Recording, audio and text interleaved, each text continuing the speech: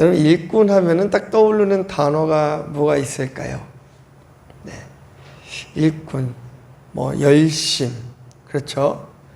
땀, 노력, 이런 것들이 생각날지도 모르겠습니다. 이 기원 후 79년에 여러분 이탈리아의 폼페이를 잘 아실 것입니다. 그 근처에 베스비우스 산이 용암을 내뿜어서 폼페이시 전체를 아주 폐허로 만들어 버렸습니다. 그 후에 이제 고고학자들이 이 폼페이의 시가지들을 이제 발굴하기 시작하는 거예요. 근데 그때 이제 많은 것들이 나타났는데 그 중에서도 아주 그 발굴자들의 가슴을 뭉클하게 만드는 그런 모습이 하나가 발견되었는데요. 그것은 그 폼페이시의 성을 지키던 그 보초병의 모습이었습니다. 그 도시의 성문 앞에 무기를 들고 부동자세를 한 채로 죽은 모습이 발견이 된 것이죠. 그래서 이 런던에 있는 이 미술관에는 군인을 모델로 한 작품이 있어요. 그 당시 어지러운 모습들을 그려놓은 아주 유명한 그림이 있습니다. 그런데 그 아래 보면은 그 그림의 제목을 충성이라 해놨습니다. 충성. 주위의 그 어떤 환경과 여건 속에서도 흔들리지 않고 자기에게 맡은 바 직무를 성실하게 해내는 것이 바로 충성을 다하는 사람입니다. 다른 사람이 이렇다 하든 저렇다 하든 관계없이 또 남이 알아주든 알아주지 않든 관계없이 그저 은밀히 보시는 하나님 앞에서 정직하게 충성할 수 있는 여러분들이 되시길 주님의 이름으로 축원합니다. 충성하는 자들은 환경으로 무너지지 않습니다. 주변의 환경이 어려워져도 주인 되신 그 하나님만 바라보면서 늘 위로를 얻고 새 힘을 입고 살아갈 수가 있는 것이죠. 오늘 본문이 쓰여지던 당시에 이 고린도 교회는요, 굉장히 문제가 좀 많았어요. 교회가 4개의 파로 나눠져 있었습니다. 아볼로파, 게바, 바울, 그리스도파. 이 그리스도파도 선한 목적에서 좋은 의미로서의 그리스도파도 아니었습니다. 이렇게 4개의 분파로 나눠져서 사람들이 서로 싸우고 다투고 있었어요. 분열이 되어 있습니다. 그러다 보니까 가장 피해를 많이 입는 사람들이 누굴까요? 성도들이죠. 이렇게 교회가 갈라지니까 성도들이 많이 피해를 봤어요. 이 싸움과 이 분쟁이 길어지니까 오래되니까 피로현상이 생기면서 성도들이 슬슬 하나님의 일을 놔버리기 시작하는 거예요. 교회에 분쟁이 생기고 문제가 생기는 교회들을 바라보면 처음에는 괜찮습니다. 근데 시간이 가면서 그 피로현상이 누적되면서 점점 일들을 손에서 놓게 되는 거예요. 그 마음이 사라지는 것이죠. 고린도 교회가 그랬습니다. 그래서 사도 바울이 보니까 이대로 두면 안 될 것 같은 거예요. 지금 교회가 이렇게 나눠져서 성도들은 하나님 앞에 충성하지도 않고 헌신하지도 않고 보니까 일꾼이 없는 것이에요. 그래서 사도 바울이 아주 걱정스러운 마음에 이 고린도 전서라는 편지를 보내게 되는 것입니다. 그래서 여러분 사도 바울이 이 서신을 기록할 때에 1장 2절 말씀 한번 보시면은요, 고린도에 있는 어떤 교회라고 하고 있습니까? 하나님의 교회다라고 딱 지칭해서 써놨어요. 고린도에 있는 고린도 교회가 아니라 고린도에 있는 하나님의 교회라고 해놨습니다. 사람에 의해 좌지우지되는 교회가 아니라 하나님의 교회라는 표현을 쓰면서 이 고린도 교회는 오직 하나님을 따르는 교회, 하나님을 따르는 거룩한 성도들이 돼야 된다는 것을 아주 강조하고 있는 것입니다. 여러분, 이 고린도 교회가 이렇게 4개의 파로 나눠진 이유가 뭐였을까요? 사실은 이것이 은사 때문이었습니다. 은사. 말하자면 이런 거예요. 누구의 은사가 더 큰가?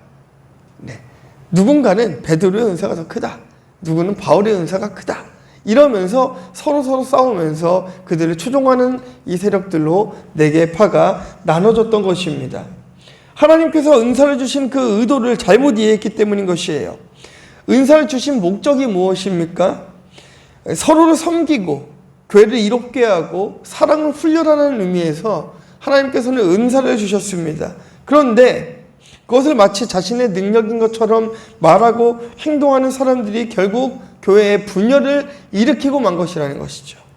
이런 배경 가운데서 사도 바울은 고린도 교인들에게 그리스도의 일꾼이 되어야 됨을 강조하고 있습니다. 또한 일꾼은 어떤 자이며 누구를 가리키고 있는 것인지, 일꾼에게 주어진 상은 무엇인지 사도 바울은 오늘 말씀을 통해서 고린도 교회 성도들에게 말하고 있습니다.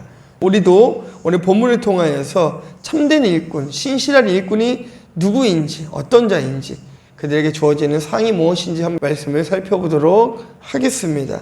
자, 첫 번째는요, 사도는 그리스도의 일꾼이며 하나님의 비밀을 맡은 자입니다.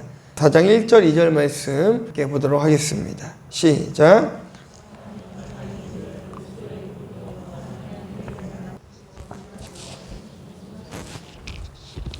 자, 여러분, 그 고린도 교회가 나뉜 것을 보면은요, 무엇을 중심으로 교회가 나눠졌습니까? 사도를 중심으로 나눠져 있습니다. 사도를 중심으로. 그 중에서 사도 바울도 포함되어 있습니다. 근데 본문에 보니까요, 뭐라고 했습니까? 바울이 사람이 마땅히 우리를 그리스도의 일꾼이요 라고 하고 있어요. 이 사람이라 하면 누구를 이야기하고 있냐면 고린도 교회 교인들이에요. 우리는 사도를 이야기하고 있습니다. 말하자면 사도를 특별하게 보지 말라는 거예요. 일꾼으로서 보라는 것입니다. 고린도 교회 성도들의 지금 오류가 무엇입니까? 이들을 지금 너무 신성시하고 있는 것이에요. 한국 교회 안에도 그런 일들이 굉장히 많았어요. 여러분들이 다 모르시긴 하겠지만 이단들이요, 여러분 처음부터 그렇게 그 사람들이 나쁜 마음을 먹고 내가 사입이 우리나라 예수가 그렇게 많답니다. 자칭 예수가 200명이 넘는다고 하는데 그 사람들이 처음부터 그랬던 게 아니에요. 뭔가 능력이 나타나는 것 같으니까 내가 예수가 됐나? 이 교만함이 시작되는 것 아니겠습니까? 고린도 교회 교인들이 볼 때에 사도라는 사람들은 뭔가 신령하고 뭔가 특별하고 더 영적인 그런 사람으로 생각했던 것이에요. 그런데 사도 바울은 사도가 특별한 자가 아니라 그리스도의 일꾼이다라고 이야기하고 있습니다. 여러분, 일꾼이 무엇입니까? 헬라어 단어를 보니까요, 히펠레테스라는 단어인데요, 하인, 고용인, 조수, 보조자, 아랫사람, 수행원, 이런 의미들이 깔려 있어요. 일꾼이란 그런 것입니다. 그저 주인의 명령을 따르는 사람이 일꾼이라는 것이에요. 사도들의 정체성은 일꾼이고 일꾼으로서 해야 되는 일은 하나님의 비밀을 맡은 일을 하는 것이에요. 무언가 더 신실하기 때문에, 더 특별하기 때문에 비밀을 맡은 것은 아닙니다. 여기에 고린도 교회 성도들의 오해가 생긴 거예요. 하나님의 비밀을 맡은 그 자들은 정말 신실하고 뭔가 특별한 자들일 거라는 어떤 착각에 빠졌던 것입니다. 여러분, 그 비밀을 맡았다라는 게 무엇입니까? 비밀이 뭐예요, 여러분? 감춰진 것이죠? 감춰진 것이잖아요. 그런데 여러분, 다시 한번 생각해 보세요. 비밀의 목적은 무엇입니까? 비밀의 겉모양은 누군가가 알면 안 되는 거예요. 근데 비밀의 본질은 무엇이냐면요, 알 사람은 알아야 되는 게 비밀의 본질이에요. 알아야 될 사람은 반드시 알아야 되는 거예요. 그것이 바로 비밀의 본질인 것입니다. 군대 가면요, 암고라는 게 있어요. 네, 암고라는 게 있습니다. 그래서 저도 이제 근무를 설 때에 이렇게 사람이 지나가면은 총을 들고 꼼짝 마, 움직이면 쏜다, 이게 있습니다. 그 구절이 있습니다. 하면서 이제 암고를 대는 거예요. 그럼 상대방이 또 암고를 댑니다. 약속된 암고. 비밀을 맡았다라는 것은 바로 이런 것들이에요. 우리끼리만 아는 어떤 비밀. 그게 무엇입니까? 예수 그리스도 복음이잖아요. 우리 안에 감추어진 비밀은 바로 복음인 것인 거예요. 일꾼으로서 사도들이 잘 수행해야 됐던 일들은 뭐냐면요, 하나님의 말씀을 바르게 선포하는 것, 바르게 연구하고 바르게 전하는 것, 이것이었습니다. 고린도 교회 교인들이 생각하고 있는 엄청 신실하고 신령하고 뭔가 특별한 것이 아니라 하나님이 우리에게 주신 말씀을 바르게 강론하는 것, 그것이 바로 일꾼들이 해야 되는 역할이었다는 것이에요.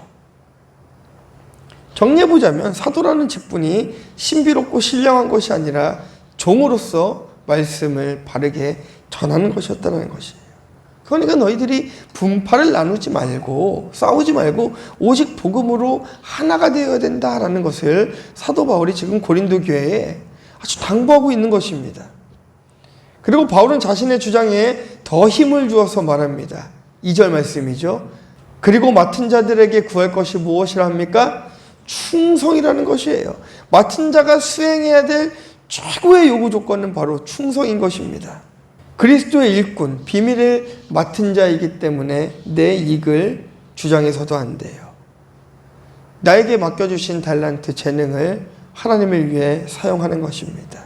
맡은 자가 주인에게 충성하려면, 그 충성에 성공하려면 스스로 주인 행세를 하면 안 됩니다.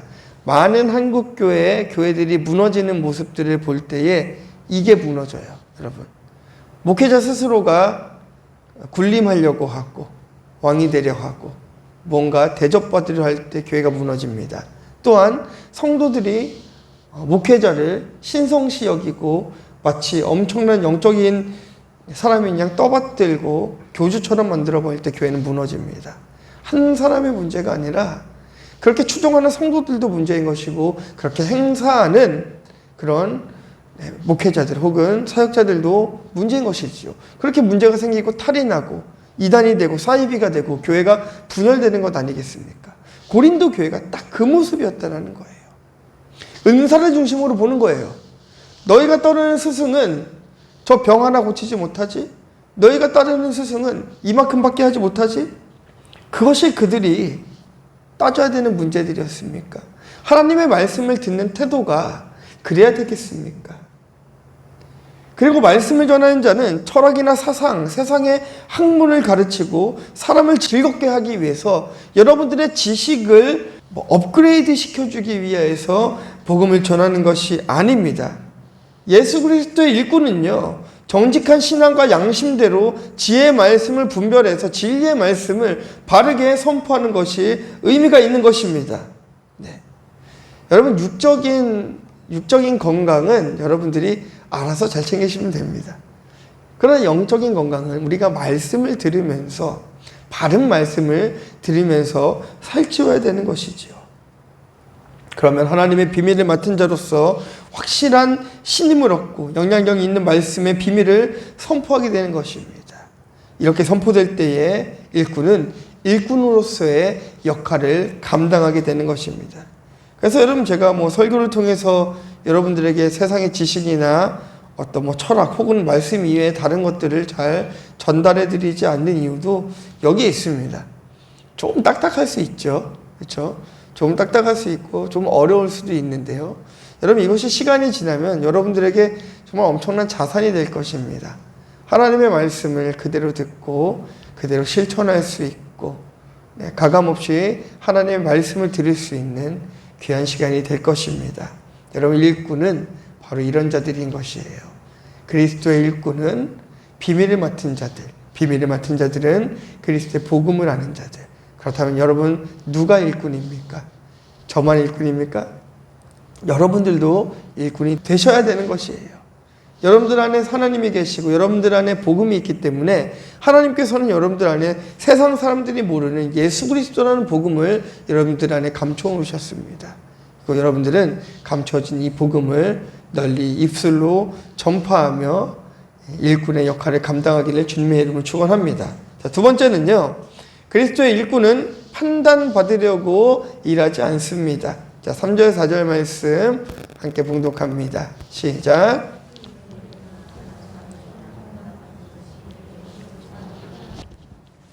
내가 자책할 아무것도 깨닫지 못하나 이로 말미암아 의롭다함을 얻지 못하노라. 다만 나를 심판하시리는 주시니라. 아멘.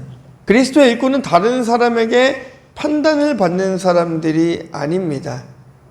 또한 판단을 해서도 안 되는 것입니다. 그것은 의로운 행동이 아닙니다. 다만 심판해 주러 오실 예수님만 바라보고 심판 때까지 묵묵하게 자신의 일을 해내가면 되는 것이죠. 그래서 마태복음에서는 이렇게 말씀을 하고 있습니다. 함께 읽어보도록 하겠습니다. 비판을 받지 아니하려거든 비판하지 말라. 너희가 비판하는 그 비판으로 너희가 비판을 받을 것이요 너희가 헤아리는 그 헤아림으로 너희가 헤아림을 받을 것이니라. 또 로마서는 뭐라고 얘기하고 있습니까? 그러므로 남을 판단하는 사람아 누구를 막론하고 내가 핑계하지 못할 것은 남을 판단하는 것으로 내가 너를 정죄함이니 판단하는 내가 같은 일을 행함이니라. 이런 일을 행하는 자에게 하나님의 심판이 진리대로 되는 줄 우리가 아노라. 이런 일을 행하는 자를 판단하고도 같은 일을 행하는 사람아 내가 하나님의 심판을 피할 줄로 생각하느냐. 다시 본문을 보시면요, 너희에게나 다른 사람에게나 판단받는 것이 내게는 작은 일이라는 것이에요. 작은 일로 여긴다라고 바울이 고백하고 있습니다. 누가 더 능력이 있는가? 아볼로냐, 게바냐, 그리스도파냐, 바울이냐, 이거 관심 없다라는 거예요. 바울은 나보다 능력이 좋으면 더 어떻고 나보다 좀 떨어지면 어떠냐라는 거예요. 안 그렇습니까? 여러분, 나보다 좀 더 잘나면 어때요? 또 못나면 또 어떡할 겁니까? 하나님이 그렇게 만드셨는데요. 못하는 걸 너무 강요하지 마세요. 하나님이 그렇게 만드셨습니다. 잘하는 걸 더 열심히 하시면 되잖아요. 사도 바울이 이야기하고 있는 것이에요. 너희들이 지금 하고 있는 그 판단이 얼마나 위험한 행동인지 이것을 지금 깨닫게 해주는 것입니다. 정작 바울 자신은 얼마나 많이 배웠습니까? 얼마나 많이 배웠어요. 지금으로 따지면 박사는 저리 가라 할 정도의 지식을 갖고 있는 당대 최고의 지성인 아니었습니까? 그 바울이 누구에게 평가를 받겠어요? 사도 바울이 이야기하는 거예요. 관심 없다는 거예요. 다른 사람들의 그 판단에 관심 없다는 거예요. 그리고 판단을 해서 하나님 앞에 죄를 짓지 말라고 이야기하고 있는 것입니다. 바울과 지도자들을 주관적인 입장에서 함부로 판단하고 있는 이 고린도 교회의 성도들에게 너희가 하고 있는 그 판단의 수준은 너무나 작은 것이다. 수준 이하의 것을 판단하고 있다라고 지적하고 있는 것입니다. 로마서 5장 12절도 한번 보도록 하겠습니다. 시작. 그러므로 한 사람으로 말미암아 죄가 세상에 들어오고 죄로 말미암아 사망이 들어왔나니 이와 같이 모든 사람이 죄를 지었으므로 사망이 모든 사람에게 이르렀느니라. 바울은 자신의 정체성을 여기서 찾고 있는 것입니다. 얼마나 많이 배웠는가, 얼마나 똑똑한가, 능력이 많은가가 아니라 우리가 모두 죄인이라는 거예요. 우리가 모두 죄인인데 예수 그리스도로 인하여서 구원받은 하나님의 백성이 되었잖아요. 같은 신분, 같은 위치, 이것이 되었다라는 거예요. 별반 다르지 않다는 것입니다. 우리가 한 공간에 있고 한 마음으로 문제를 바라보고 상황을 바라보면 우리는 서로 사랑할 수 있고 하나의 눈으로 문제들을 해결해 나갈 수 있다는 것입니다. 나를 죄인으로 여기고 하나님께서 나를 구원해 주신 구세주로 여기고 하나님 우리는 죄인이어서 아무것도 할 수 없지만 건져주신 건진받은 그리스도의 일꾼이라고 우리 모두가 같이 생각한다고 한다면 이 고린도 교회 같은 그 오류가 생겨나지 않는다라는 거예요. 오늘날 교회들도요, 얼마나 많은 이 고린도 교회와 같은 오류들을 범하는지 모릅니다.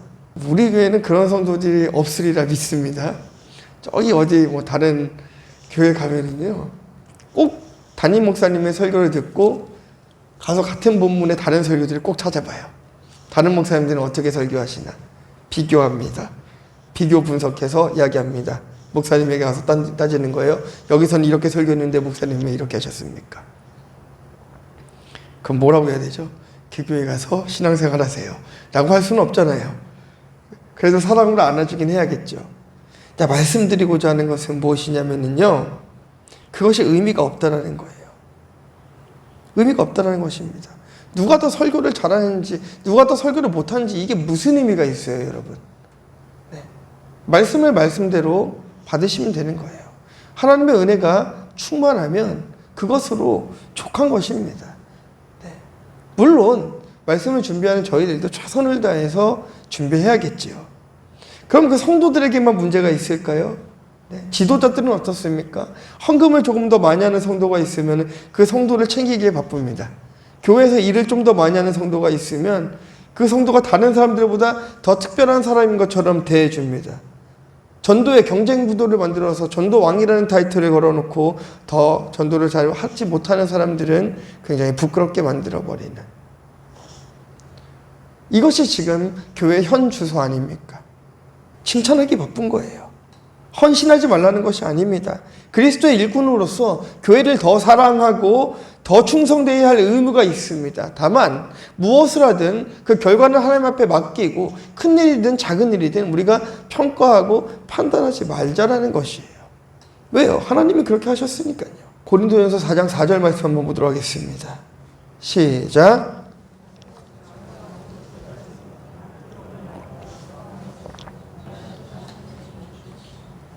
자, 보세요, 여러분. 여러분들은 세상의 판단에 의해서 살아가는 사람들이 아니에요. 하나님께서 나를 어떻게 생각하실까를 의식하며 살아가야 되는 것입니다. 이거 굉장히 어렵습니다, 여러분. 이 전도를 하다 보면은 전도하는 행위 자체를 굉장히 불편해 하시는 분들이 계세요. 근데 이제 그런 경우가 있었어요. 이 백화점에서 전도를 하시는 거예요. 저한테도 전도를 하셨거든요. 근데 그 백화점 직원이 와가지고 정중하게 여기서 이제 하시면 안 됩니다라고 얘기했어요. 그럼 여러분 어떻게 하셔야 돼요? 그러면 다른 데 가셔서 하시면 되죠. 그죠? 밖에 나가셔서 다른 데 가서 하시면 되잖아요. 굳이 또 거기서 하시는 거예요. 그러다 결국 그 보안 요원들이 와서 끌려갔습니다. 여러분 그 하나님의 영광이 가려지는 일들 아닐까요?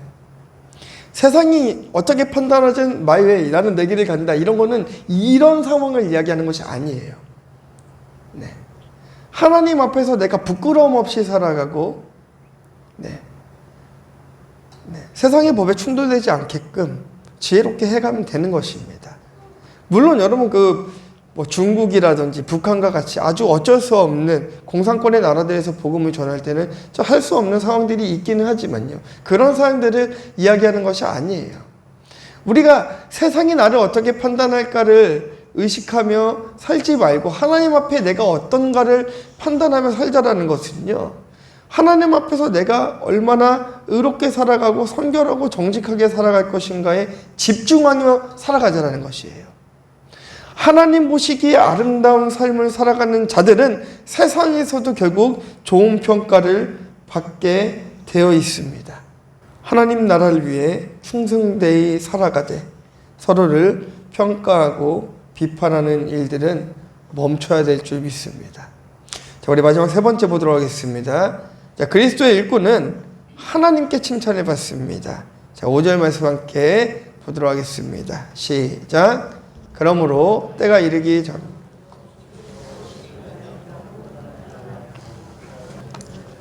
마음의 뜻을 나타내시리니 그때에 각 사람에게 하나님으로부터 칭찬이 있으리라. 자, 여러분 그러므로라고 되어 있어요. 그러므로 이 접속사를 통해서 지금까지 사도 바울이 얘기했던 많은 말들의 결론을 끌어내는 거예요.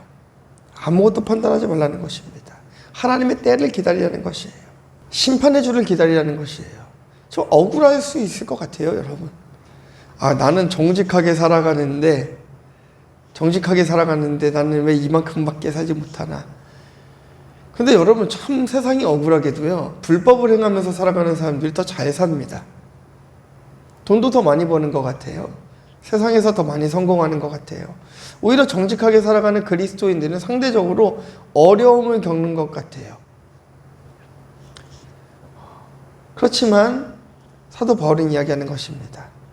그것과 관계없이 우리는 하나님의 때를 기다리며 끝까지 충성되이 일꾼으로 살아가면 마지막 때에 이르렀을 때 우리들은 칭찬받는 자리에 설 것이고 불법을 행하는 자들은 심판의 자리에 있게 된다는 것이에요. 여러분, 우리가 하나님으로부터 칭찬을 받고 복을 받는다는 것을 물리적인 개념으로 생각하시면 안 됩니다. 얼마나 억울할 것 같지 않습니까? 여러분 그 통계조사에 보니까요, 기독교 안에 소위 말하는 중상층 이하의 사람들 있잖아요. 그러니까 어려움을 겪고 있는 사람들이요, 70% 이상이라고 합니다. 70% 이상이 교회 안에 중상층 이하의 삶을 살고 있는 사람들이래요. 실제로 그렇대요. 1%의 삶을 살고 있는 사람들은 극히 드물고 중상층의 삶을 살고 있는 사람들도 그렇게 많지 않다고 합니다. 뭐 그 사람들은 어떤 삶을 살았길래 그렇게 힘들게 살아가는 걸까요? 하나님 앞에 범죄했습니까? 그들이 얼마나 열심히 예배했는데요. 얼마나 하나님을 찾았는데요. 여러분, 그렇게 힘들고 어렵게 사는 사람들이 하나님 앞에 복받지 못한 사람입니까? 그렇지 않다라는 거예요. 그들 또한 하나님의 일꾼인 것입니다. 그들 또한 우리가 함부로 정죄하고 판단할 수 없는 것입니다. 왜냐면은요, 마지막 때가 되었을 때에 하나님께서 평가하시는 것은 내가 얼마나 많은 것을 드렸나, 내가 얼마나 많은 헌금을 드렸고 많은 봉사를 했는가, 그것을 보시는 게 아니라 그리스도의 일꾼으로서 우리가 얼마나 신실하게 충성되어 주님 앞에 일했는가를 보신다라는 거예요. 사도 바울이 이야기하지 않습니까? 자족하는 삶을 살아가는 거예요. 없는 가운데도 만족하며 살아갈 수 있는 사람들이 있습니다. 많아도 불평하며 살아갈 수 있는 사람들이 있습니다. 그런데 여러분, 정말 놀라운 것은요, 없는 가운데 하나님을 신뢰하고 더 믿음으로 나아가는 하나님의 자녀들에게 하나님께서는 또한 물질의 복도 주시는 것들을 많이 보았어요. 여러분들의 믿음의 문제를 삼고자 하는 것이 아닙니다. 여러분들의 생활의 문제를 삼고자 하는 것도 아닙니다. 어떤 생활을 하고 계시든지 간에 그 자리에서 충성된 삶을 살아가시라는 거예요. 그래야 하나님께서 칭찬해 주십니다. 본문은요, 어둠에 감추인 것들이 예수님이 오시면 다 드러난다라고 얘기하고 있어요. 아나니아와 삽비라 오늘 학생들하고 나눴는데요. 아나니아와 삽비라가 어땠습니까? 죽임을 당했잖아요. 물질을 드렸는데 그게 거짓말이었어요. 숨겨놓은 것이 있었습니다. 그런데 그 아나니아 삽비라가 어떤 마음으로 그 물질을 드리려고 했을까요? 그 전에 바나바라는 인물이 있어요. 이 바나바, 바울의 파트너잖아요. 이 바나바가 자신의 모든 재물을 다, 재산을 다 말하자면 기부를 한 거죠. 그래서 가난한 자들을 위해서 사용했습니다. 보니까 사람들로부터 인정받고 사도들로부터 인정받고 하나님으로부터 인정받는 것 같아요. 그러니까 아나니아 삽비라가 그것을 생각하면서 나도 좀 드려볼까? 이런 마음을 가지고 물질을 드렸잖아요. 하나님은 그 물질을 받으시지 않으시는 거예요. 여러분, 돈의 크기, 이것으로 하나님께서 평가하시는 것이 아니라 이 사람이 어떤 마음으로 얼마나 정직하게 하나님 앞에 드리는가를 하나님께서는 보시는 것 아니겠습니까? 고린도 교인들이 바울과 지도자들을 과도하게 추정해서 파당을 만들어 교회에 분란을 일으킨 것도 그들의 각자의 판단에 의해서 그렇게 됐다는 것이에요. 사도들을 판단할 권세는 오직 그들을 일꾼 삼으시고 그들의 주인 되신 하나님밖에 없다는 사실을 기억해야 됩니다. 고린도 교회는 바울을 비판했습니다. 과도하게 바울을 비판했습니다. 그러나 바울은 개의치 않았습니다. 왜요? 그들이 비판하든지 말든지 하나님께서 이 사도 바울을 칭찬하실 것이기 때문이라는 것이죠. 여러분 어떠세요? 여러분들 삶 가운데 절망적인 일들이 많이 있습니까? 아니면 희망적인 일들이 더 많이 있습니까? 예수를 믿는다는 이유로 핍박을 받고 계십니까? 네. 묵묵히 여러분들의 일들을 수행해 나가기를 원합니다. 저도 말씀을 준비하면서 그 서러웠던 때가 좀 생각이 나더라고요. 군대에 있을 때 예배를 드려야 되는데 고참들이 저를 이제 제가 막내라서 예배를 못 가게 하려고 그 구두를 저희는 이거 이제 물광을 했었거든요. 이 구두를 이렇게 다 닦아 놓으라 했는데 이 구두 하나 닦는 게 시간이 오래 걸려요. 근데 그거를 열 몇 켤레를 이렇게 닦아 놓으라고 한 거예요. 아무리 생각해도 이게 시간을 맞출 수가 없는 거예요. 예배 시간에. 방법은 하나밖에 없더라고요. 그래서 몰래 일어나서 침상에서 이제 몰래 이불을 덮고 이제 새벽에 일찍 일어나가지고 그때부터 이제 닦기 시작하는 거죠. 예배를 드려야 되니까요. 방법이 없었습니다. 네. 여러분 제가 구두를 닦아놓지 않고요. 고참들에게 나는 그리스도인인데 나는 예배를 드려야 됩니다. 나를 보내주십시오라고 당당하게 얘기했다면 돌아오는 건 매밖에 없겠죠. 지혜로운 자는 자신의 시간을 희생하고 잠을 좀 희생해서라도 그들을 만족시켜주고 하나님 앞에 갈 것이에요. 하나님 앞에 칭찬받는 자는 판단하지 않는 자들입니다. 그렇게 고생을 시킨 그 고참들을 미워하는 것이 아니라 그들도 긍휼의 대상으로 여길 수 있는 믿음이 제 안에 생겨나기 시작할 때 하나님께서는 은혜를 베풀어 주시는 것입니다. 여러분, 하나님께서 여러분들에게 일방적인 헌신을 요구하시지 않습니다. 달란트 비유를 보시면 어떻습니까? 주인이 달란트를 맡기고 나서 수익을 남긴 종들에게 더 큰 것을 맡겨요. 이스라엘이 믿음으로 작은 헌신을 할 때 만나와 메추라기를 내려주시고요. 사사기를 보면은요, 이스라엘 백성들이 아무것도 하지 않아도 믿음으로 하나님을 다시 구했을 때에, 찾았을 때에 적군들을 하나님께서 물리쳐 주시지 않습니까? 사랑하는 성도 여러분, 그리스도의 일꾼이 되십시오. 교회에서 여러 모양으로 헌신하고 봉사하시고 밖에서는 전도하기에 힘쓰시기를 부탁드립니다. 그러나 결과는 하나님께 맡기시고 또한 그것을 바라보며 서로 평가하고 판단하지 않으시기를 주님의 이름으로 축원합니다. 일꾼은 일꾼입니다. 한번 절 따라 해볼까요? 일꾼은 일꾼이다. 일꾼일 뿐이에요. 여러분 다 종입니다. 저도 종이고 여러분도 다 종입니다. 종이 종끼리 싸우면 뭐라고 하겠어요, 주인이? 얼마나 보시기에 재밌으실까요? 종들끼리 싸우고 있으니까요. 종들끼리 싸우고 있으니까요. 종끼리 싸우면 손해보는 게 누굽니까? 주인이 손해보는 거잖아요. 주인이 맡겨놓은 일이 소홀히 되고 종끼리 싸우면 주인이 손해보는 것입니다. 결론이에요, 여러분, 그리스도의 일꾼은 비밀을 맡은 자들입니다. 좁은 의미에서 사도들을 예로 들었지만 사도들은 말씀을 열심히 준비하는 역할을 감당해야 됐습니다. 그렇다면 여러분들 하나님 나라의 일꾼이 되어야 되는데 하나님께서 여러분들에게 맡긴 사명이 무엇인지 고민해 보셔야 되지 않겠습니까? 여러분, 그것이 무엇이든 간에 충성하십시오. 그것이 전도라면 전도에 충성하시고요. 그것이 물질로 섬기는 것이라면 물질도 섬기시고요. 청소든 식사든 뭐든 열심히 하세요. 그러나 그 모든 결과는 하나님께 맡기시기를 바랍니다. 또한 그렇게 열심히 일한 것을 가지고 판단과 정죄는 하지 않기를 원합니다. 신실한 일꾼은 그래야 됩니다. 그런데 하나님, 근본적으로 이 말씀을 통해서 사도 바울이 이야기하고자 했던 것은 무엇이었겠습니까? 일꾼은 상 받는 자라는 거예요. 일꾼은 상 받는 자라는 것입니다. 이런 것이에요, 여러분.